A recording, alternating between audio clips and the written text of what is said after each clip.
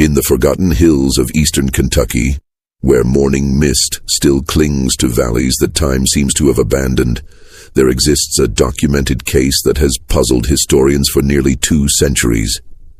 In 1834, the Reverend Ezekiel Morrison and his 9-year-old twin daughters, Rebecca and Rachel, arrived at the remote Baptist congregation of Pine Hollow, a community so isolated that maps of the era barely acknowledged its existence. What happened during their 3-day stay was meticulously recorded in the personal journal of Pastor William Phillips, a document discovered in 1987 when the old church was finally demolished. The journal entries describe events so precise, so unnaturally accurate, that modern psychologists have studied them extensively. Yet none can explain how 2 young children could possess knowledge that defied every rational explanation. The Morrison twins didn't just predict future events.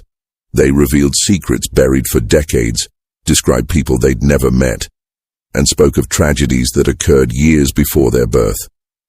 But perhaps, most unsettling of all, every single detail they revealed proved to be absolutely, verifiably true.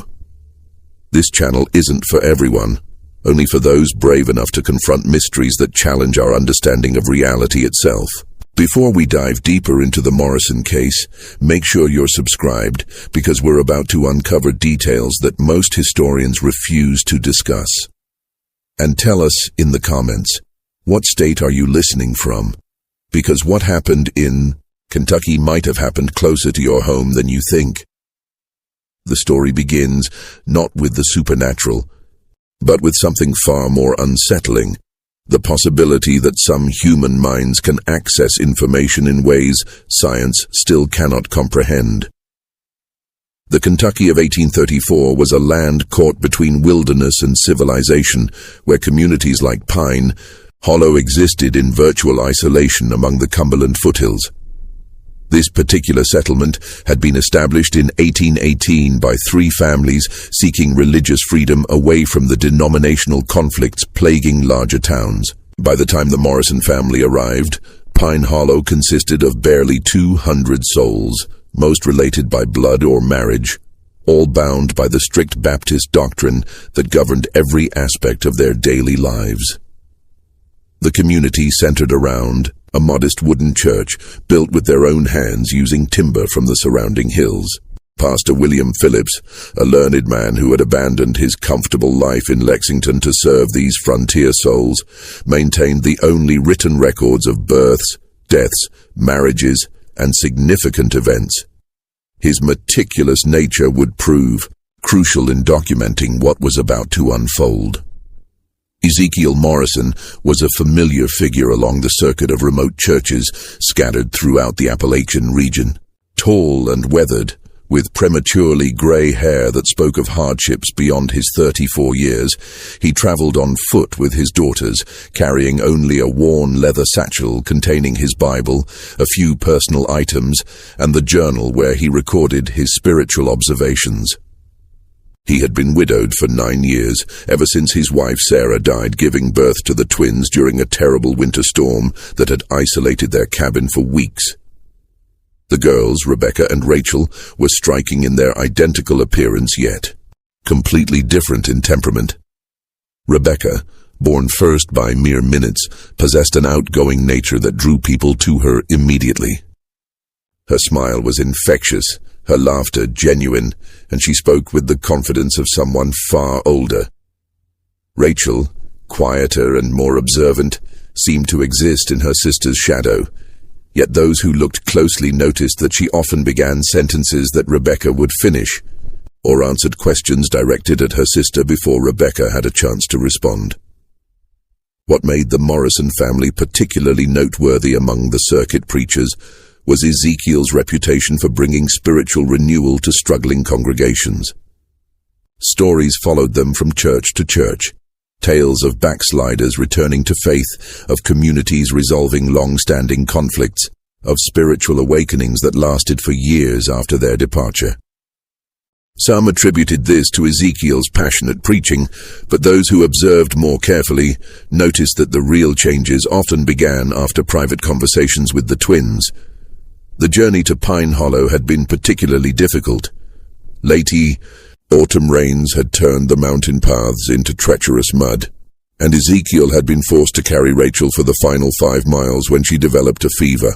They arrived at sunset on November 15th, 1834, just as Pastor Phillips was concluding evening prayers with the handful of congregants who attended weeknight services. Phillips later wrote that his first impression of the family was one of profound weariness, not just physical but spiritual. Ezekiel's clothes were travel-stained and patched, his boots worn thin from countless miles of mountain paths. The girls clung close to their father, Rachel still pale from her fever, Rebecca's usual brightness dimmed by exhaustion. Yet something in their eyes, an alertness, an awareness that seemed inappropriate for children their age, made Phillips feel inexplicably uneasy. The congregation of Pine Hollow had extended hospitality to many traveling preachers over the years. But there was something different about the Morrisons from the very beginning. That first evening, as the family shared a simple meal with the Phillips family, Rebecca asked the pastor's wife about her garden, specifically inquiring whether the roses by the eastern fence had recovered from the blight that nearly killed them 3 summers ago. Mrs. Phillips had dropped her spoon, staring at the child in amazement. The rose blight had indeed occurred 3 years prior, devastating her prized flower garden. But it was not something she had mentioned to anyone outside the immediate community. When pressed, Rebecca simply smiled and said she had dreamed about roses while walking, and somehow knew that Mrs. Phillips grew the most beautiful ones in the county. This incident, recorded in Pastor Phillips's journal that very evening, would prove to be merely the first of many that would challenge everything the Pine Hollow community believed about the natural world. The next morning dawned grey and cold, with a bitter wind that rattled the windows of the small cabin where the Morrison family had been given shelter. Pastor Phillips rose early, as was his custom, to prepare for the day's sermon.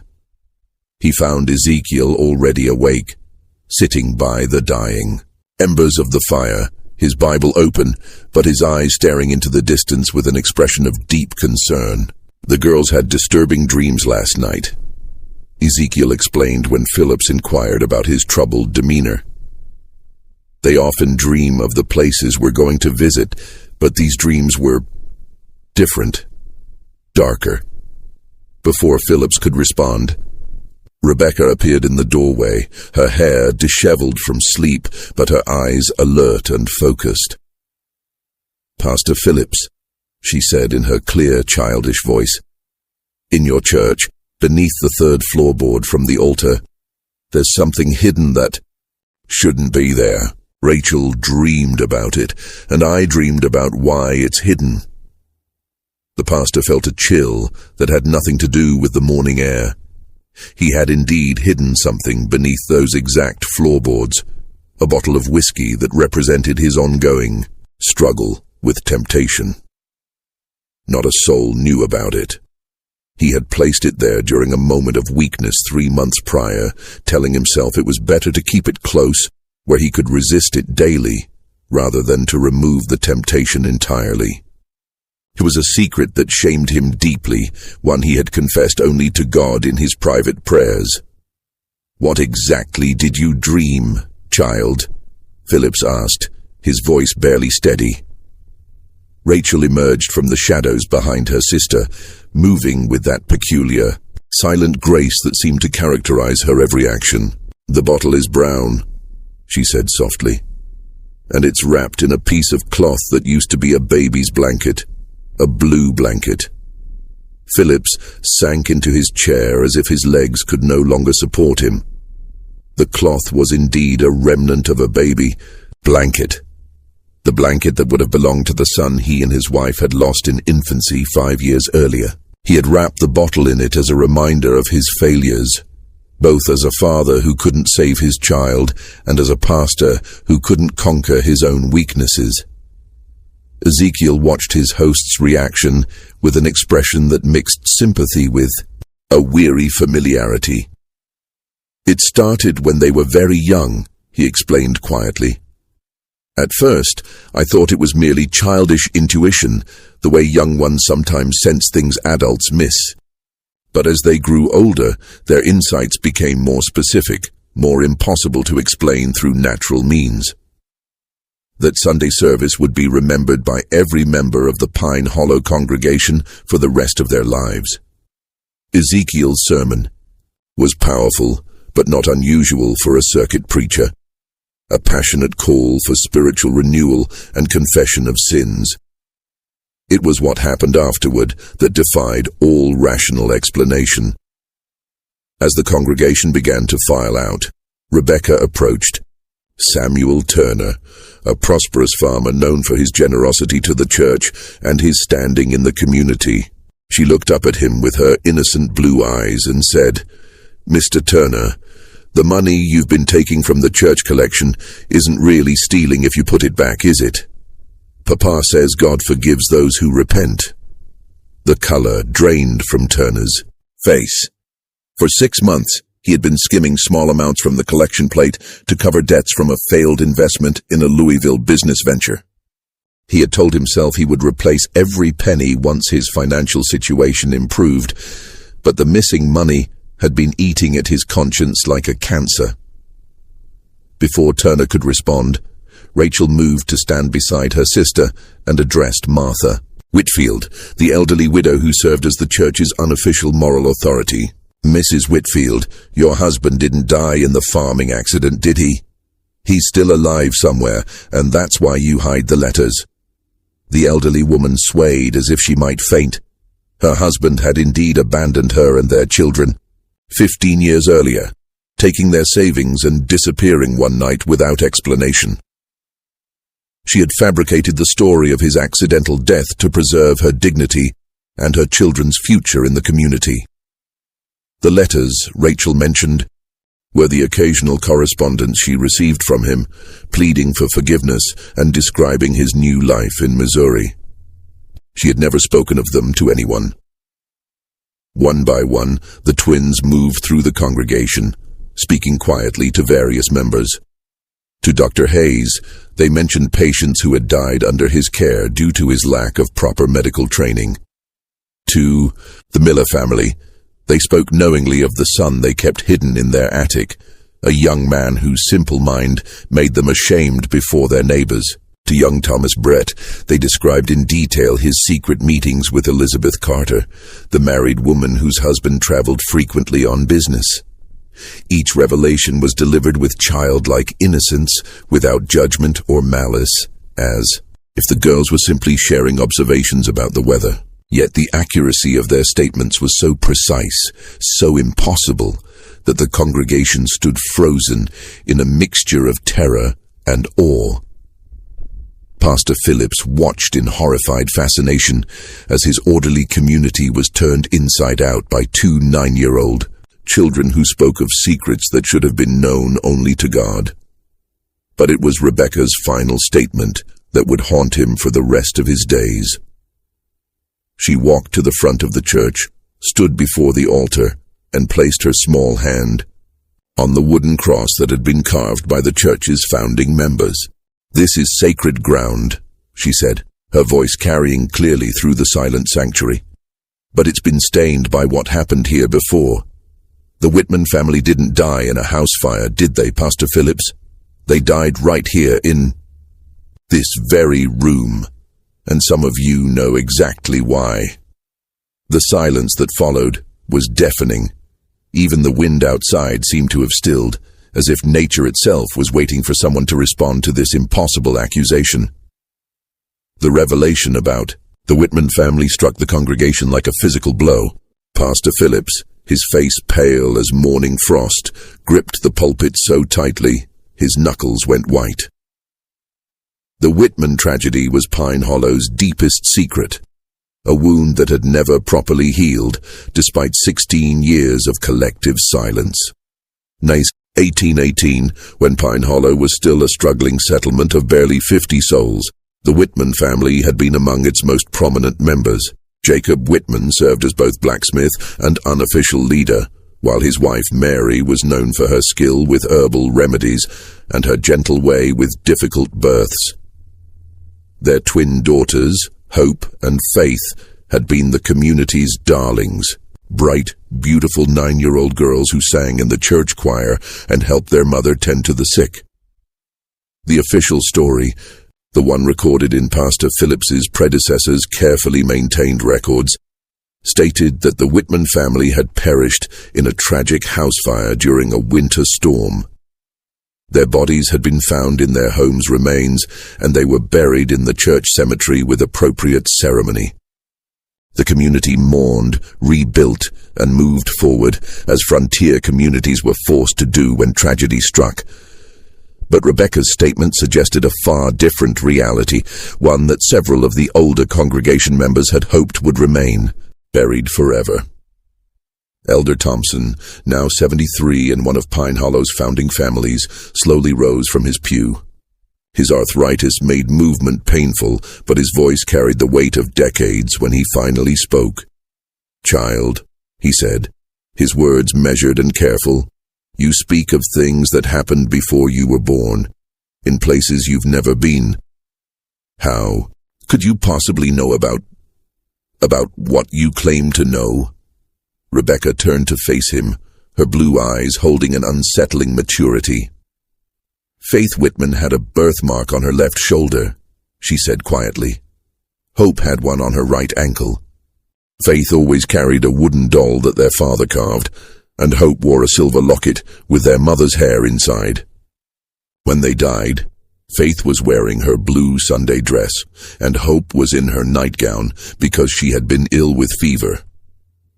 These details, impossible for a stranger to know, sent a murmur of recognition through the older members of the congregation. Elder Thompson's wife clutched his arm, her eyes wide with recognition and fear. "The night they died," Rachel continued, her voice soft but clear, "it wasn't a house fire that killed them. They came to the church seeking sanctuary because someone was hunting them. They hid behind the altar, but they were found anyway." The church had grown so quiet that the sound of breathing seemed unnaturally loud. Pastor Phillips found himself remembering fragments of conversations he had heard over the years, whispered words that stopped when he entered a room, meaningful glances between the older members when certain topics arose, the way some families always left flowers at an unmarked spot in the cemetery. Samuel Turner, still shaken by the earlier revelation about his financial transgressions, stood up abruptly. "This is madness," he declared, though his voice lacked conviction. "These children are speaking nonsense, making up stories to frighten us. There's no way they could know such things." But even as he spoke, other details began emerging from the congregation. Mrs. Carter, Elizabeth's mother-in-law, whispered something about bloodstains that had appeared on the church floor years later. Stains that couldn't be cleaned no matter how hard they scrubbed. Old Benjamin Foster mentioned the strange sounds that sometimes echoed from the church late at night. Sounds like children crying that had been dismissed as wind through the loose boards. Dr. Hayes, despite his earlier embarrassment about his medical qualifications, found himself speaking up with clinical precision. "I've always wondered about the church's foundation," he said slowly. "When I helped repair the eastern wall 3 years ago, we found what looked like, what could have been bone fragments mixed with the original mortar." The implications of his statement hung heavy in the air. If the Whitman family had indeed died in the church, if their bodies had been secretly interred within its very foundations, then every service, every prayer, every moment of worship had taken place over their unmarked graves. Ezekiel Morrison had been standing silently throughout these revelations, his weathered face showing deep concern but no surprise. He had witnessed similar scenes in other communities, watched as his daughter's impossible knowledge unraveled, carefully maintained lies and brought long-buried truths into the light. "Mr. Morrison," Pastor Phillips said, his voice strained. "How do your daughters know these things? What manner of gift allows them such insight?" Ezekiel was quiet for a long moment, studying the faces of the congregation before responding. "I've asked myself that question every day for years," he finally said. Their mother, Sarah, claimed to have the second sight, the ability to sense things beyond normal perception. But what the girls experience goes far beyond anything Sarah ever demonstrated. They dream of places they've never seen, speak of people they've never met, know details about events that occurred before their birth. He paused, looking at his daughters with a mixture of love and profound sadness. "At first, I believed it was a blessing, a divine gift that would help me minister to troubled souls. But over the years, I've begun to wonder if it's something else entirely. The knowledge they possess, it comes with a cost. They carry the weight of everyone's secrets, everyone's pain. They know things children should never have to know." As if summoned by their father's words, the twins moved to stand together at the front of the church. For the first time since their arrival, they looked truly like the children they were, small, vulnerable, and overwhelmed by the adult world swirling around them. "We don't choose what we see," Rebecca said, her earlier confidence replaced by a weariness that seemed far too old for her young face. "The dreams come whether we want them or not. We see what was, what is, and sometimes what will be." Rachel nodded, her hand finding her sister's. "The Whitman sisters visit our dreams sometimes. They want people to know what really happened to them. They want someone to remember them properly." The church fell silent again, but this time it was the silence of people grappling with concepts that challenged their fundamental understanding of reality. Some faces showed skepticism, others fear, and still others a dawning hope that perhaps death was not the final ending they had always believed it to be. Pastor Phillips found himself at a crossroads that would define the rest of his ministry. He could dismiss the twins' claims as childish fantasy or deliberate deception, preserving the community's carefully maintained stability. Or he could pursue the truth, no matter where it led, and risk destroying the foundations upon which Pine Hollow had been built. The decision would prove to have consequences that none of them could have anticipated. That evening, as shadows lengthened across Pine Hollow's narrow streets, Pastor Phillips found himself unable to concentrate on his usual evening prayers. The twins' revelations had shaken him to his core, not just because of their accuracy, but because they had forced him to confront questions he had been avoiding for years. He had arrived at Pine Hollow 5 years earlier, eager to serve God in the wilderness and to escape the theological controversies that plagued the more established churches in Kentucky's larger towns. His predecessor, Pastor Mordecai Hayes, had left behind meticulous records of births, deaths, and significant events, but Phillips had always noticed gaps in the documentation from the settlement's earliest years. The winter of 1818 in particular seemed oddly sparse in recorded details. There were entries about harsh weather, supply shortages, and the deaths of several elderly residents, but the Whitman family's tragedy was mentioned only briefly. Jacob Whitman, his wife Mary, and their twin daughters Hope and Faith perished in a house fire on the night of December 21st. Their earthly remains were committed to the ground with appropriate Christian ceremony. What had always struck Phillips as strange was the lack of detail about such a significant event. Pastor Hayes had been thorough in his documentation of even minor incidents, yet the death of an entire family, particularly one as prominent as the Whitmans, had been recorded with unusual brevity. Determined to understand what the Morrison twins might have uncovered, Phillips began searching through the church's stored records with new eyes.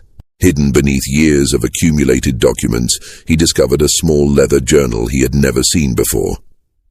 The pages were water-stained and fragile, but the handwriting was clearly Pastor Hayes' own. What Phillips read by candlelight that Night would change his understanding of Pine Hollow's history forever. The journal revealed that Pastor Hayes had been deeply troubled by the circumstances surrounding the Whitman family's death. According to his private notes, Jacob Whitman had discovered something disturbing about certain members of the community, something significant enough that he had demanded a public confession and reparation. The nature of the discovery wasn't clearly stated, but Hayes's entries suggested it involved financial impropriety and possibly worse. On the night of December 20th, 1818, Jacob Whitman had apparently confronted several community leaders in a heated meeting that lasted until well after midnight. Hayes wrote of raised voices, accusations of theft and corruption, and threats of exposure that would destroy the reputations of some of Pine Hollow's most respected families. The final entry, dated December 22nd, was particularly chilling. "The Lord forgive us all for what was done." Jacob and his family came to the church seeking sanctuary, but they were followed. "I heard the children crying, then silence. When morning came, we found them as they had been left. Elder Thompson and the others insisted we must protect the community's future, that the truth would destroy us all. I have agreed to their plan. May God have mercy on my soul." Phillips set down the journal with trembling hands. The implications were staggering.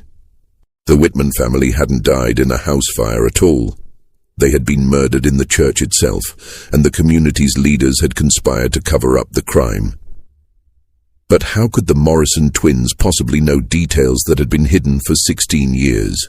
How could they describe the children's clothing, their personal belongings, their physical characteristics with such precision? His contemplation was interrupted by a soft knock at his door. Opening it, he found Rebecca standing in the moonlight, still wearing her simple dress, but with her hair neatly braided as if she had been awake and preparing for something important. "Pastor Phillips," she said in her clear, childish voice, "you found Pastor Hayes's journal, didn't you? The one he hid behind the loose stone in the foundation?" Phillips stared at her in amazement. He had indeed found the journal in exactly that location, guided by a subtle draft that had led him to discover the loose stone. "How did you know where to tell me to look?" he asked. "Faith showed me in a dream," Rebecca replied matter-of-factly. "She said Pastor Hayes was a good man who was forced to do bad things. She wanted someone to know the truth." The casual way she spoke of receiving guidance from a long-dead child sent chills down Phillips's spine. "Rebecca," he said carefully, "what exactly do you see when you have these dreams?"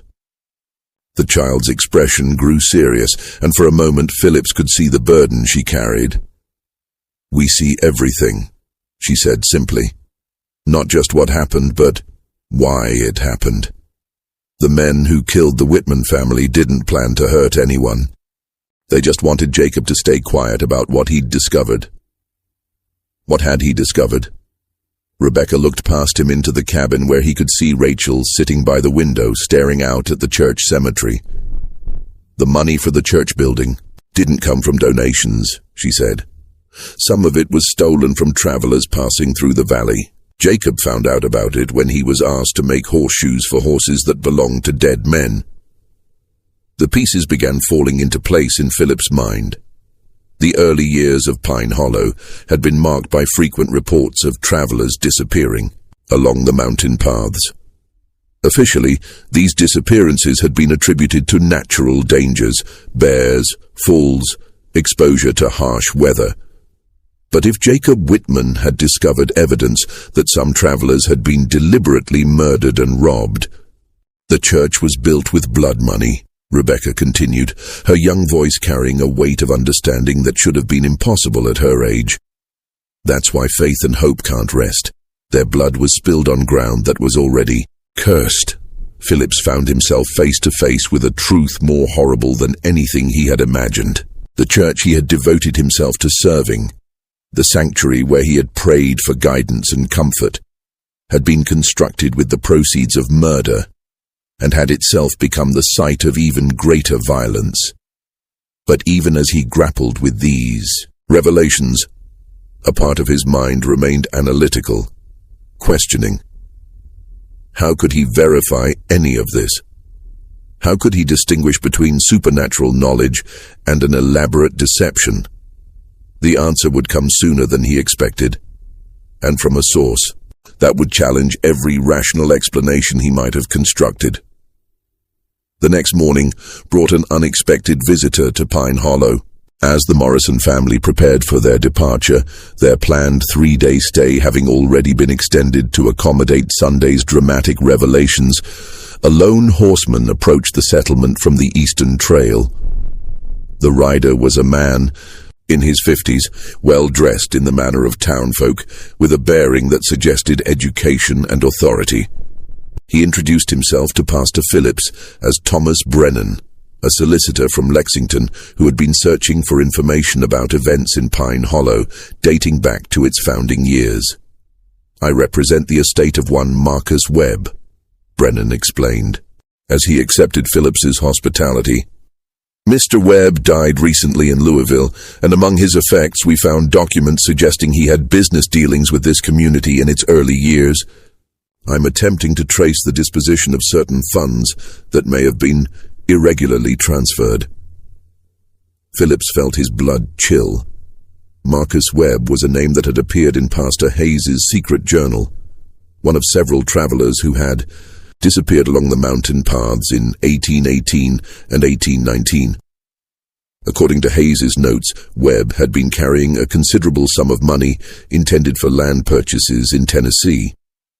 Before Phillips could formulate a response, Rebecca appeared at his elbow with that uncanny timing that characterized so many of her appearances. She looked up at Brennan with curious eyes and said, "Mr. Webb had a gold watch with his initials engraved inside the cover. It had a crack across the crystal because he dropped it when he fell from his horse." Brennan's composure cracked visibly. "How could you possibly know about Marcus Webb's watch?" he demanded. That detail was mentioned only in his personal correspondence with his brother. Rachel materialized beside her sister, as if summoned by some invisible signal. "The watch is buried behind the church," she said quietly, "along with his money. Bag and his horse's bridle. Elder Thompson put them there after what happened on the trail." The implications struck Phillips like a physical blow. If the twins were correct, if Marcus Webb's personal effects were indeed buried behind the church, it would prove that their knowledge extended far beyond what any normal child could possess. More importantly, it would provide tangible evidence of the crimes that had funded Pine Hollow's early development. Brennan dismounted his horse with urgent purpose. "I demand that we excavate the area immediately," he declared. "If what these children claim is true, we're looking at evidence of robbery and murder." Elder Thompson, who had been observing the exchange from a distance, approached with obvious reluctance. At 73, he was the only surviving member of the original leadership council that had made the decisions in those early years. His weathered face showed a mixture of resignation and defiance. "You speak of things you don't understand, stranger," Thompson said, his voice carrying the authority of age and position. "This community was built by God-fearing people who did what they had to do to survive in the wilderness. Survival doesn't justify murder," Brennan replied sharply. "If these allegations are true, this entire settlement was founded on criminal acts." Rebecca looked up at Elder Thompson with those unsettling blue eyes that seemed to see far too much. "Mr. Thompson," she said gently, "the nightmares stopped coming after the first year, didn't they? You told yourself that meant God had forgiven you." Thompson's facade crumbled visibly. "Child," he whispered, "you couldn't know about, no one knows about the dreams where Marcus Webb begged you to let him go." Rachel continued, her soft voice carrying clearly in the morning air. "About how you see his face every night before you fall asleep? The old man sank onto a nearby tree stump, as if his legs could no longer support him. "It wasn't supposed to happen," he said, his voice breaking. "We only meant to take the money. We were starving, our children were sick, and winter was coming." But Webb fought back, and then his confession hung in the air like smoke from a funeral pyre. Pastor Phillips realized he was witnessing the unraveling of everything he had believed about his community, his church, and his faith. Ezekiel Morrison, who had been standing silently through these revelations, finally spoke. "The truth has a way of surfacing," he said quietly. "My daughters don't choose what they reveal. They're simply conduits for information that demands to be heard." Brennan wasted no time in organizing an excavation party. Within hours, several men from the community were digging behind the church, guided by the twins' precise directions. Pastor Phillips watched with growing dread, knowing that each shovelful of earth brought them closer to evidence that would destroy Pine Hollow's carefully constructed mythology. They didn't have to dig deep. 3 feet below the surface, their shovels struck something metallic. Carefully brushing away the soil, they uncovered a tarnished gold pocket watch, its crystal indeed cracked as Rebecca had described. The initials MW were clearly visible inside the cover. Beside the watch lay a leather money bag, its contents long since deteriorated, but its presence undeniable. The horse's bridle, though rotted by years of burial, was still recognizable for what it had been. Brennan examined each item with the methodical precision of a man accustomed to building legal cases. "This watch matches the description in Marcus. Webb's correspondence exactly," he announced. "The crack across the crystal, the engraving, even the unusual chain link, everything is precisely as his brother described it." But it was Elder Thompson's reaction that provided the most damning confirmation. The old man stared at the recovered items with the expression of someone seeing ghosts, his lips moving in what might have been prayer or confession. "There were others," he said finally, his voice barely audible. "Webb wasn't the first, and he wasn't the last. The trail through these mountains was perfect for what we needed to do. Travelers came through regularly, usually alone, often carrying money for land deals or business ventures. The scope of the crimes was becoming clear. Pine Hollow hadn't been built through hard work and divine providence. It had been financed through a systematic campaign of robbery and murder that had lasted for years. But even as the evidence mounted, Phillips found himself grappling with questions that transcended the immediate crimes. How could the Morrison twins know details that no living person should possess? How could they describe victims they had never met? Crimes that had occurred before their birth, locations of evidence that had been hidden for decades. The answers would prove more disturbing than any rational explanation he might have constructed, and they would force him to confront the possibility that death was not the ending he had always believed it to be. As the sun set over Pine Hollow that evening, casting long shadows across the excavation site and the church cemetery beyond, Phillips realized that his community stood at a crossroads. The truth was finally emerging after 16 years of careful concealment, but with it came questions that challenged everything they had been taught to believe about justice, redemption, and the nature of reality itself. The Morrison twins stood together in the growing darkness, their small figures silhouetted against the church that had been built with blood money and consecrated with innocent blood. They seemed to be listening to something only they could hear, their faces turned toward the cemetery where so many secrets lay buried beneath unmarked graves. Tomorrow would bring reckoning, but tonight belonged to the dead who had finally found their voices through 2 9-year-old children who possessed knowledge that defied every rational explanation. Dawn broke gray and cold over Pine Hollow, bringing with it a delegation of officials from the county seat. Word of the previous days. Discoveries had traveled fast, and Solicitor Brennan had wasted no time in contacting the authorities. By mid-morning, the small settlement found itself host to a county sheriff, a territorial judge, and 2 federal marshals who had been investigating the disappearances of travelers along the mountain trails for years.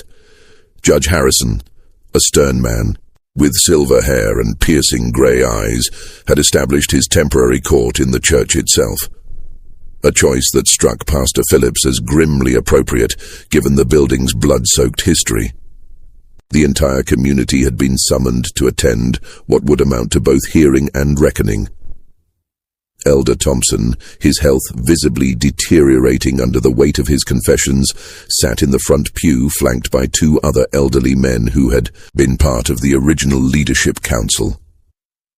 Their faces bore the hollow look of men who had carried terrible secrets for too long. But it was the Morrison twins who commanded the most attention. Judge Harrison had initially been skeptical of claims that 2 children possessed supernatural knowledge, but the previous day's discoveries had forced him to reconsider. He had spent the morning interviewing them separately, trying to determine how they could possibly know details about crimes that predated their births. "Rebecca Morrison," Judge Harrison said, his voice echoing in the wooden church. "Please tell this court exactly how you know the location of Marcus Webb's personal effects." Rebecca stood in the witness area, looking impossibly small beneath the weight of adult attention. "Faith Whitman told me in a dream," she said simply. "She said the men who killed her family were the same ones who killed the travelers. She wanted everyone to know the truth." "And you, Rachel Morrison," the judge continued, "how do you know details about events that occurred years before your birth?" Rachel's voice was barely audible as she responded. "The dreams come to both of us. We see what happened as if we were there. We see the fear in people's eyes. We hear their last words. We feel their pain." Judge Harrison leaned forward in his chair. "Are you claiming to communicate with the spirits of the dead?" Ezekiel Morrison rose from his seat. "Your Honor, if I may, my daughters have never claimed to understand their abilities. They simply report what they experience. I've witnessed them provide accurate information about dozens of communities we've visited, information they couldn't possibly have obtained through normal means." Sheriff Mackenzie, a practical man more concerned with evidence than supernatural claims, addressed the twins directly. "Can you tell us how many people were killed along these mountain trails?" Rebecca and Rachel exchanged one of their meaningful glances before Rebecca answered. 11 men over 3 years. Most were traveling alone with money for land purchases or business ventures. One was a preacher like Papa, but he carried gold coins sewn into his saddle. The specificity of their answer sent murmurs through the assembled crowd. Rachel continued where her sister left off, their tag-team delivery, as unsettling as always. The preacher's name was Samuel Collins.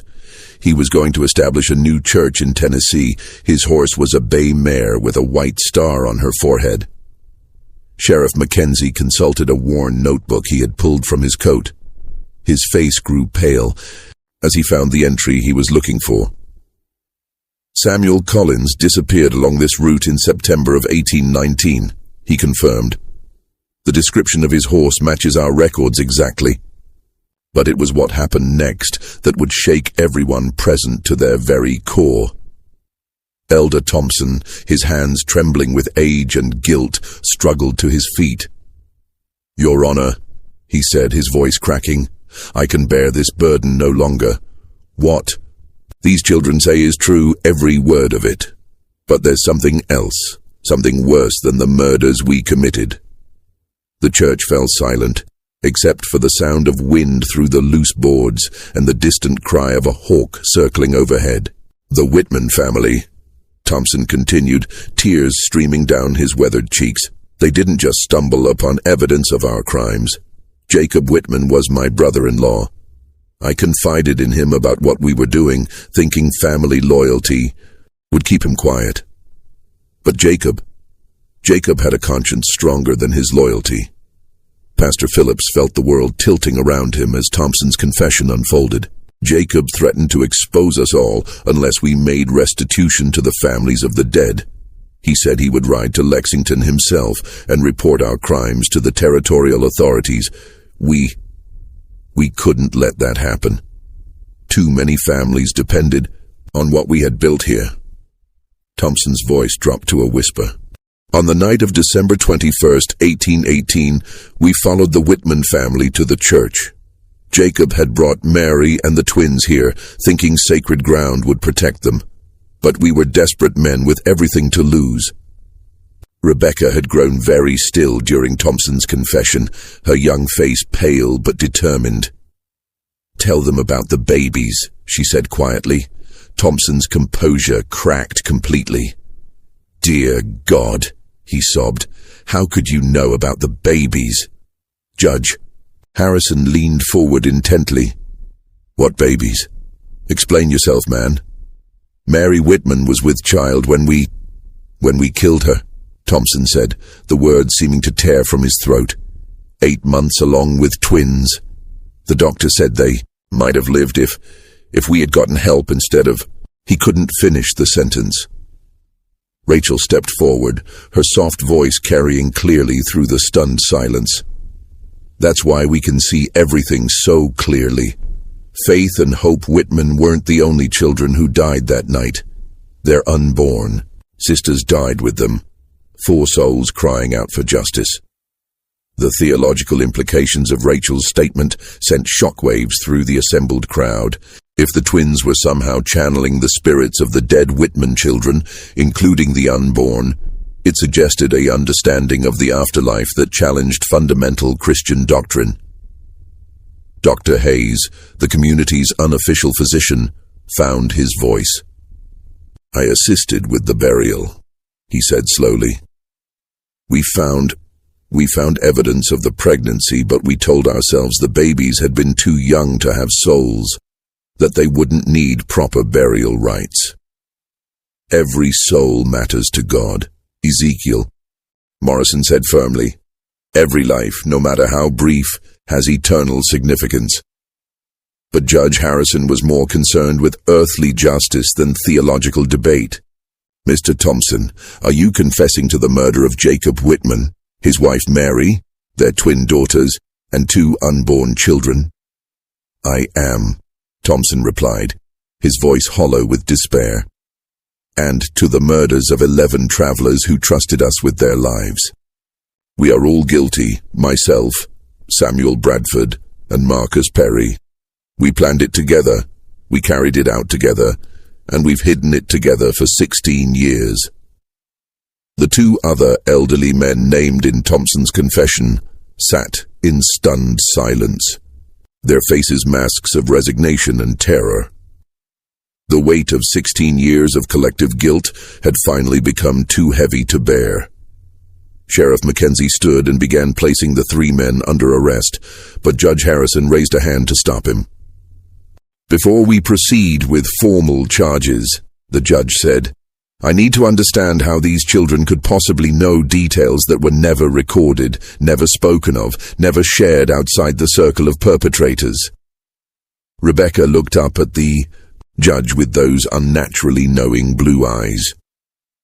"Your Honor," she said in her clear, childish voice, "some truths are too big to stay buried forever. The Whitman sisters and their unborn babies have been waiting 16 years for someone to hear their story." "But how do you hear them?" Judge Harrison pressed. "What mechanism allows this communication?" Rachel joined her sister at the front of the church. "We don't understand it any more than you do," she said honestly. "Ever since we were very small, we've had dreams about places we've never been and people we've never met. Papa says our mama had the gift of second sight, but what we experience is different." "Different how?" Rebecca and Rachel exchanged one of their meaningful glances before Rebecca answered. "Mama could sense things about living people, their emotions, their intentions, their hidden thoughts. But we see beyond that.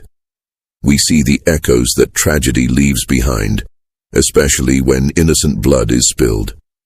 Ezekiel Morrison had been listening to his daughters with growing concern. "Your Honor," he said, I've spent years trying to understand my daughter's abilities. I've consulted with ministers, doctors, and scholars throughout Kentucky and Tennessee. None can explain it, but all have witnessed its accuracy. Judge Harrison was quiet for a long moment, studying the twins with a mixture of fascination and unease. "Miss Rebecca, Miss Rachel," he said finally, "if you truly possess this gift, then perhaps you can tell us where the bodies of the other victims were disposed of." The question hung in the air like incense smoke, heavy with implication. If the twins could locate the remains of Marcus Webb and the other murdered travelers, it would provide the final proof needed to close cases that had baffled authorities for years.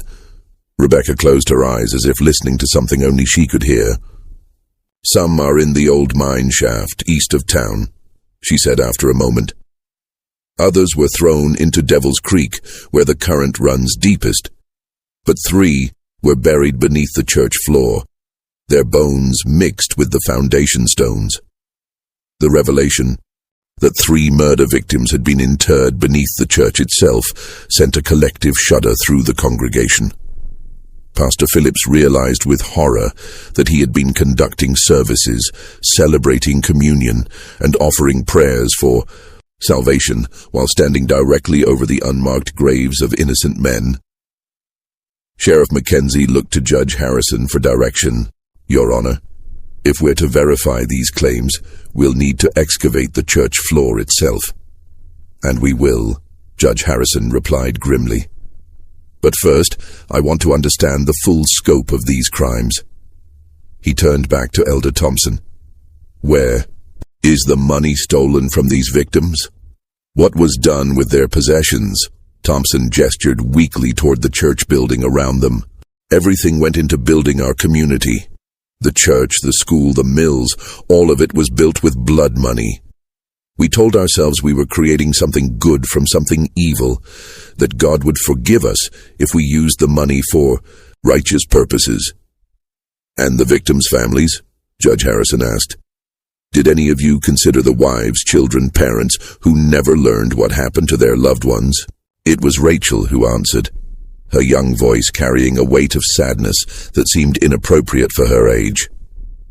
"Marcus Webb had a wife named Elizabeth and 2 young sons. Samuel Collins was engaged to be married to a woman named Catherine who waited for him until she died of consumption 3 years later. Most of the others had families who spent years wondering, hoping, grieving without closure." The specificity of her knowledge about the victims' personal lives was perhaps the most unsettling aspect of the entire ordeal. These weren't just names and dates. The twins spoke of the murdered men as if they had known them personally, as if they carried the weight of their unfulfilled dreams and abandoned responsibilities. Judge Harrison stood and addressed the assembled crowd. "This court will recess while we conduct a thorough investigation of the claims made here today. Sheriff Mackenzie will coordinate the excavation of the church floor and the search of the locations identified by the Morrison children. Elder Thompson, Samuel Bradford, and Marcus Perry will remain in custody pending formal charges." As the 3 elderly men were led away in shackles, the congregation began to disperse in stunned silence. 16 years of carefully maintained lies had crumbled in a single morning, leaving a community to grapple with the knowledge that their entire foundation was built on murder and deceit. But for Pastor Phillips, the most disturbing questions remained unanswered. How could 2 9-year-old children possess knowledge that defied every natural law? What did their abilities suggest about the nature of death, the persistence of consciousness, and the possibility of communication between the living and the dead? The Morrison twins stood together in the emptying church, their small figures dwarfed by the magnitude of what they had revealed. They seemed tired, drained by the emotional weight of channeling so much pain and injustice. "Papa," Rebecca said, quietly, "can we leave now? The voices are getting louder, and it's hard to keep them all straight." Ezekiel Morrison gathered his daughters close, his weathered face showing deep concern for the burden they carried. "Soon," he promised. "But first, we need to help these people understand what you've shown them." As the sun reached its zenith over Pine Hollow, casting sharp shadows across the church cemetery and the excavation site behind the building, the community prepared for revelations that would challenge everything they thought they knew about. Justice, redemption, and the eternal consequences of earthly actions. The truth was finally emerging from 16 years of darkness, but with it came questions that would haunt everyone present for the rest of their lives. The excavation of Pine Hollow's church floor took 3 days. Working methodically under Judge Harrison's supervision, Sheriff Mackenzie's team removed the wooden planks and began carefully digging through the packed earth beneath. What they found confirmed the Morrison twins' claims with chilling accuracy. 3 complete skeletons lay buried beneath the sanctuary. Their bones, indeed, mixed with the foundation stones as Rebecca had described. Personal effects found with the remains matched descriptions from missing person reports dating back to 1818 and 1819. A gold ring bearing the initials JP belonged to Joshua Patterson, a land surveyor who had disappeared while mapping territorial boundaries. A silver-handled knife was identified as belonging to William Morse, a merchant whose family had searched for him across 3 states. But it was the third set of remains that provided the most disturbing confirmation of the twins. Impossible knowledge. Wrapped around the skeleton's neck was a distinctive copper cross that had been described in great detail by the family of Robert Chen, a traveling minister who had vanished while carrying donation money for a new church in Tennessee. As each piece of evidence was carefully catalogued, the scope of Pine Hollow's crimes became undeniably clear. This had not been a single act of desperate violence, but a calculated campaign of murder and robbery that had lasted for years. Judge Harrison, his silver hair seeming to have gained more gray during the investigation, addressed the reassembled community on the 4th day. "The evidence before this court is overwhelming," he announced. 11 men were murdered along these mountain trails between 1818 and 1820. Their killers used the stolen money to build this settlement, then compounded their crimes by murdering the Whitman family to protect their secret. Elder Thompson, Samuel Bradford, and Marcus Perry stood before the judge in shackles, their faces showing the hollow exhaustion of men who had carried unbearable guilt for too long. At their advanced ages, they knew they would never live to see freedom again. "The most disturbing aspect of these crimes," Judge Harrison continued, "is not their brutality, but their calculated nature. These men didn't kill in passion or desperation. They created a systematic method for identifying and murdering travelers, then used their victims' money to build what they presented as a godly community." Pastor Phillips listened to the judge's words with a growing sense of spiritual crisis. Everything he had devoted himself to serving, the church, the community, the shared faith that bound them together, had been built on a foundation of innocent blood. How could he continue to minister in a place so thoroughly corrupted by evil? But it was the Morrison twins who provided the most profound insight into the spiritual implications of Pine Hollow's crimes. "Judge Harrison," Rebecca said, her clear voice carrying easily through the packed church, "may we speak about forgiveness?" The judge looked down at the 9-year-old girl with a mixture of amazement and respect. After 3 days of witnessing, her impossible knowledge proved accurate in every detail. He had learned to listen carefully to anything she said. "Of course, child. What would you like to say?" Rebecca and Rachel moved to stand together at the front of the church, beneath the wooden cross that had presided over 16 years of collective deception. "The Whitman sisters want everyone to know that they forgive the men who killed them," Rebecca said. "They understand that fear makes people do terrible things." Rachel continued the thought as she so often did. "But forgiveness doesn't erase consequences. The men who committed these crimes must face earthly justice, and the community must find a way to make things right with the families of the victims. Judge Harrison nodded solemnly. The court agrees with that assessment.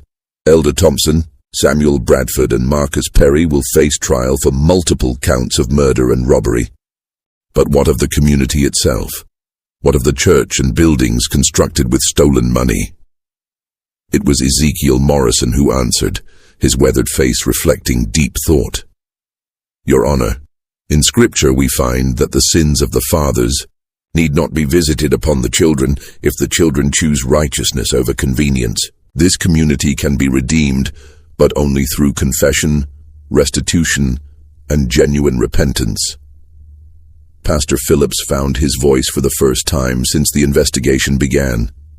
The church building itself must be consecrated anew, he said, firmly. We'll remove and properly bury the remains found beneath the floor.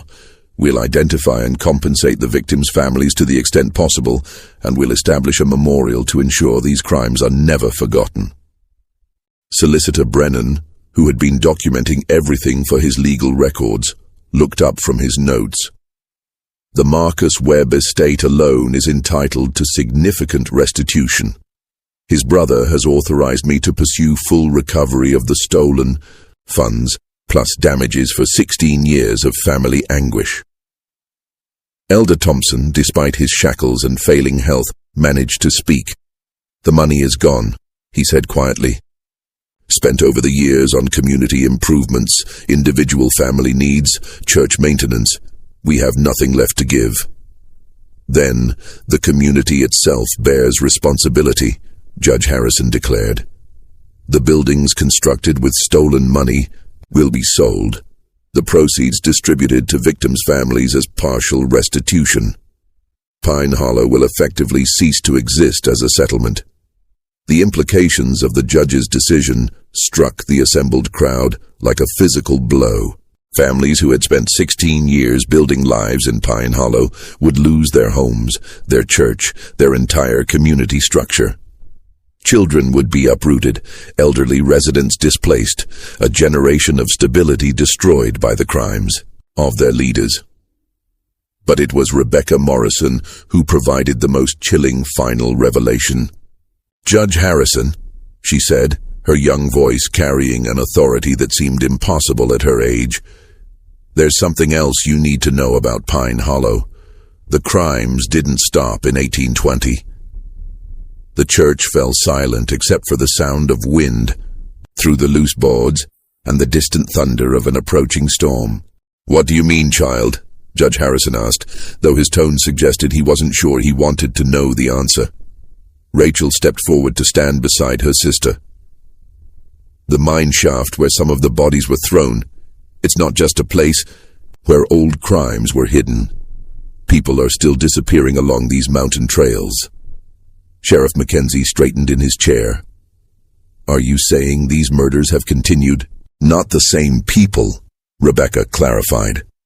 Most of the original killers are too old now, but others learned from their example. The techniques, the locations, the methods of disposing of evidence. Knowledge like that doesn't die with its creators. The implications of her statement sent shockwaves through the assembled crowd. If the twins were correct, Pine Hollow's crimes had spawned a tradition of violence that had persisted for decades, claiming additional victims whose disappearances had been attributed to natural dangers. Judge Harrison rose from his chair, his face grim with determination. Sheriff Mackenzie, we'll need to expand our investigation immediately. If there are more recent crimes connected to this location, we must uncover them all. As the legal proceedings continued around them, the Morrison twins stood quietly together.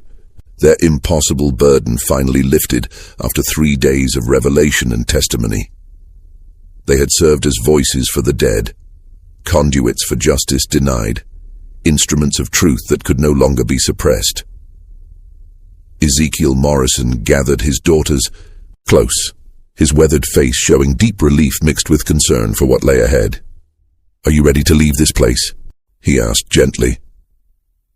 Rebecca looked around the church one final time, her blue eyes taking in the wooden walls, the simple cross, the faces of people whose lives had been forever changed by her testimony. "The voices are quieter now," she said softly. "Faith and hope can rest." Rachel nodded, her hand finding her sister's. "But there will be other places, other voices. Papa, why do we have to carry all this sadness?" Ezekiel knelt down to his daughter's level, his eyes bright with unshed tears. "I don't know, little ones, but I believe God gives special burdens only to those strong enough to bear them. Perhaps your gift, whatever it is, serves a purpose larger than any of us can understand."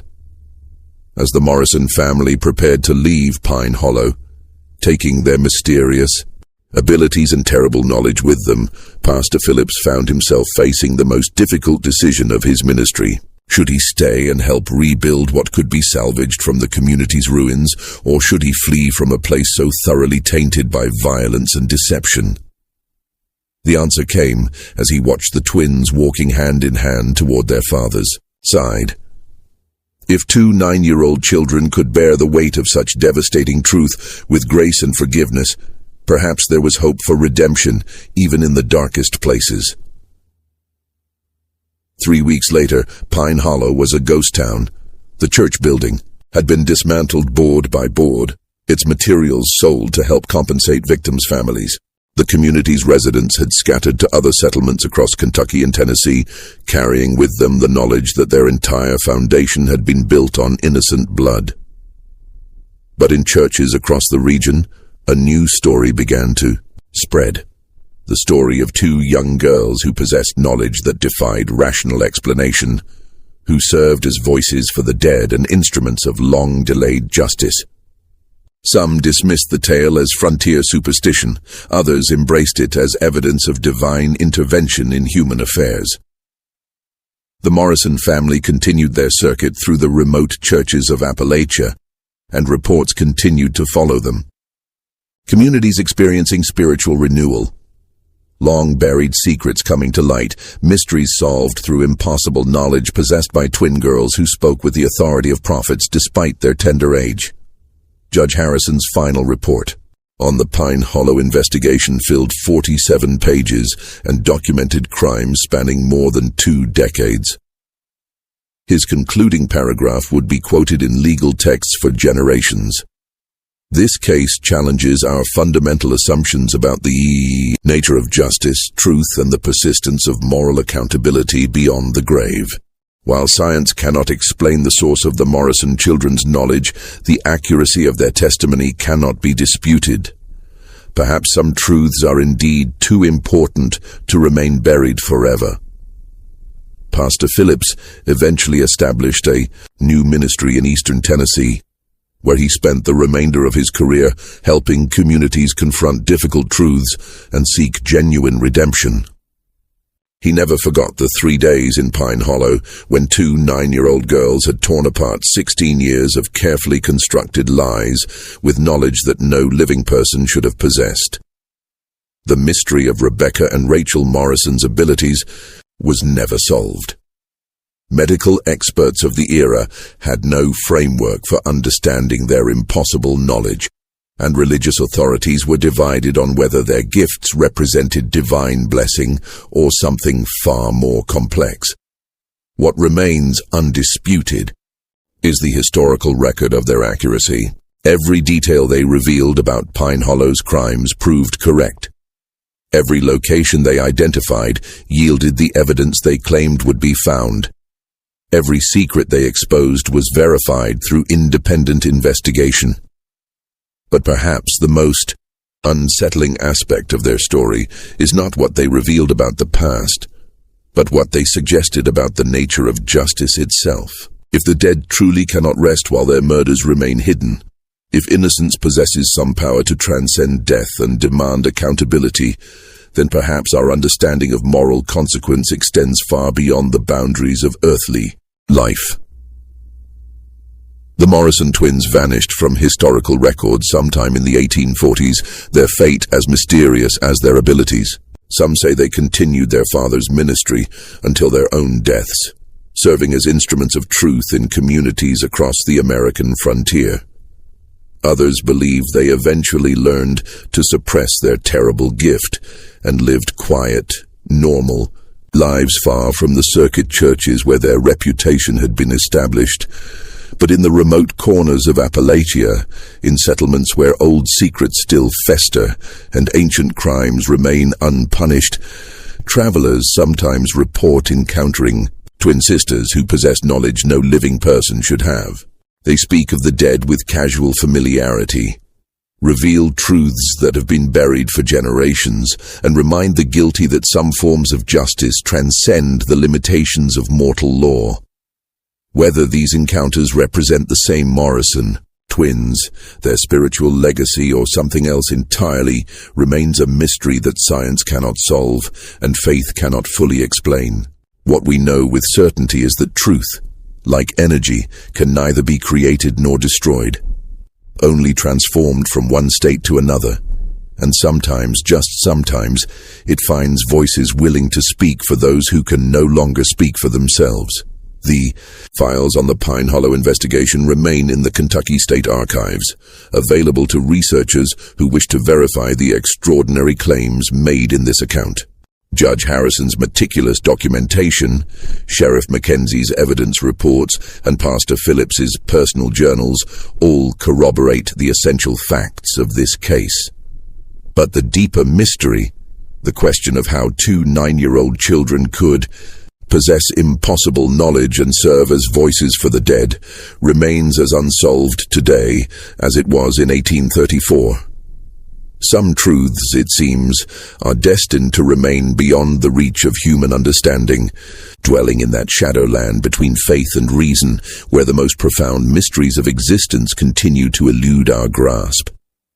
Do you believe the Morrison twins truly communicated with the spirits of murder victims? Do you think their knowledge could be explained through natural means we simply don't understand? The evidence supports their accuracy, but the source of their abilities remains one of history's most compelling unsolved mysteries. What's your theory about the Morrison twins? Share your thoughts in the comments below. Are you brave enough to consider the possibility that death is not the end of consciousness? Or do you believe there's a rational explanation for their impossible knowledge? Don't forget to subscribe for more mysteries that challenge everything we think we know about reality, and hit that notification bell so you never miss stories like this one. Until next time, remember that some secrets refuse to stay buried forever, and sometimes the most innocent voices carry the most depth.